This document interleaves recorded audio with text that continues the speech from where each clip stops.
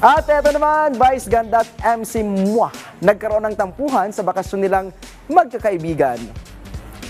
Sa kanyang vlog tungkol sa bakasyon niya, kasama ang kanyang mga kaibigang miyembro ng Bex Battalion, naglabas ng salobin ang unkabokable star na si Vice tungkol sa naging attitude ni MC. Kwento ni Vice, nagkakatuwaan raw silang magkakaibigan pero si MC ay panay lang ang labas-masok sa kwarto. Bukod rito ay medyo madalas daw ang pagtulog at matagal ang pagligo niya. Naku po, kinausap ni Vice si MC at sinabing hindi niya ba naiisip na may mga plano silang magkakaibigan at naghihintay sila sa kanya dahil gusto nilang ma-enjoy ang bakasyon. Kung ganun rin lang daw ang ikinikilos ni MC, sana ay umalis lang siya muli kasama yung kanyang pamilya.